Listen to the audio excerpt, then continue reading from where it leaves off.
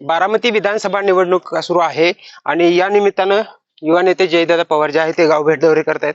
आपल्यासोबत जयदादा आहेत. दादा काय सांगाल, आज निवडणुकीच्या निमित्तानं गाव भेट दौरे करताय, लोकांमध्ये जाताय, काय मुद्दे लोकांना सांगताय, काय आव्हान करताय?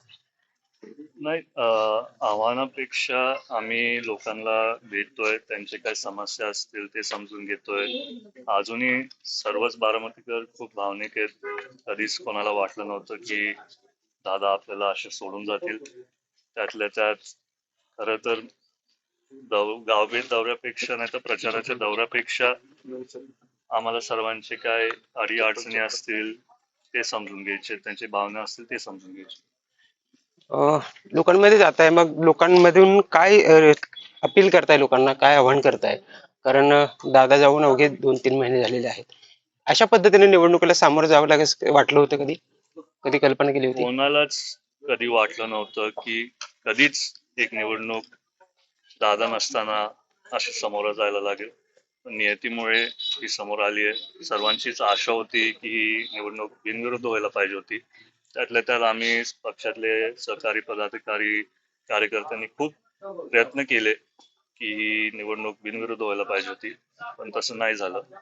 आणि आता सर्वच बारामतीकरांनी ही निवडणूक त्यांच्या हातात घेतली, कारण अनेक दशकांपासून दादांचं महाराष्ट्रासाठी योगदान आणि बारामतीसाठी योगदान आणि विकास सगळ्यांना दिसतं, दादांचं प्रेम दिसतं. पण आता मला वाटतंय की उन्हाळ्याचे दिवस आहेत आणि कसं जास्तीत जास्ती मतदान जे बाहेर गावी बारामतीकर राहतात त्यांच्याकडनं कसं करून घ्यायचं. तुम्ही आता सांगितलं की निवडणूक बिनविरोध व्हायला पाहिजे होती, पण 68 फॉर्म आले होते. काँग्रेसनं देखील या निवडणुकीमध्ये उडी घेतलेली होती. तुम्ही त्यांनी स्वतः माघार घेतलेली आहे. राज्यस्तरीय घडामोडी झाल्या, राष्ट्रीय स्तरावरच्या घडामोडी झाल्या. कुठेतरी 23 उमेदवार आहेत. 23 उमेदवारांपैकी कोणाचंच तेवढं बोलही नाहीये वहिनी किंवा दादांसारखं. पण निवडणुकीला प्रक्रिया पार पाडावी लागते. काय नेमकं वाटतंय तुम्हाला? खरं सांगायचं तर भरपूर ते बाकीचे उमेदवार राहिलेत, त्यांचा आमचा सुरुवातीला संपर्क झाला नाही. त्याच्यानंतर संपर्क झाला, वेळ खूप म्हणजे त्याला खूप उशीर झालेला होता. तरी त्यांनी सर्वांनी नाहीतर काही जणांनी काही उमेदवारांनी वहिनींना तसा पाठिंबा दिलाय. आणि खरं तर या निवडणुकीत तुम्ही बोलला ते बरोबर आहे की काँग्रेसने पण एक पुढाकार घेतलेला, पण आदरणीय दादांचं योगदान पूर्ण महाराष्ट्रासाठी खूप चांगलं होतं. तुम्हाला माहिती आहे, दादांनी सगळ्याच पक्षातल्या कार्यकर्त्यांना, आमदारांना, जरी ते विरोधात असतील तरी तिथं त्यांना मदत केली. आणि हे सगळ्यांचं मला वाटतं प्रेम आहे दादांवरती. त्याच्यामुळे सर्वच कष्ट घेत आहेत की वहिनींना जास्तीत जास्त विक्रमी मताधिक्यांनी निवडून आणायचं. दादा गेल्यानंतर पहिलीच निवडणूक आहे. लोकांमध्ये जाताय, लोकांमध्ये अपील करताय. एक कुठेतरी भावनिक वातावरण आहे. लोकांमधून काय सांगितलं जातंय? लोकांमधून काय दादांच्या कामाची पावती कशा पद्धतीने दिली जाते?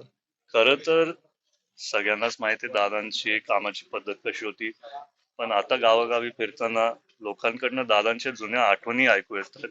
काय गोष्टी जे मला पण नव्हते माहिती, आणि ते ऐकून आनंद होतो. मला वाटतंय की दुःखातनं कुठेतरी पुढे जायला जर गरज पडली तर असंच एकमेकांशी चर्चा करून दादांच्या आठवणी सांगून एकमेकांना थोडं तरी मनाला तिथं बरं होतं.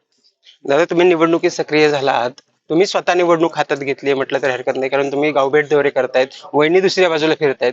पण तुम्ही स्वतः कुठेतरी बारामती तालुक्याचं भविष्यातलं नेतृत्व करावं, कार्यकर्त्यांच्या टच मध्ये राहावं, अशी एक भावना लोकांमध्ये पाहायला मिळते.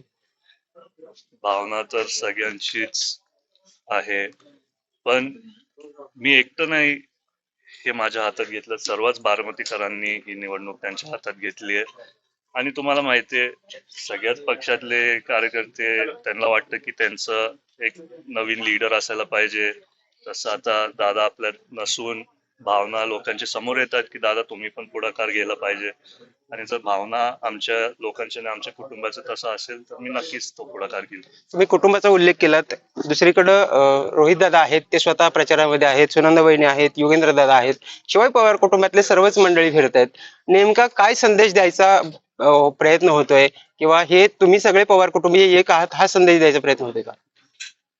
मला वाटतंय की सर्वच पवार कुटुंबातले सदस्य जर प्रचार करत असतील ते त्यांच्या वतीने करतायत आणि कुठेतरी अनेक वर्ष दादांनी त्यांना पण तिथं मदत केली.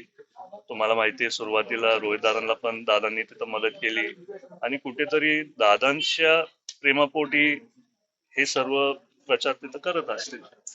शेवटचा प्रश्न की आता तुम्ही प्रचारामध्ये सक्रिय आहात. 23 तारखेला मतदान होणार आहे. 4 तारखेला निकाल काय आहे हे सगळ्या महाराष्ट्राला माहिती आहे.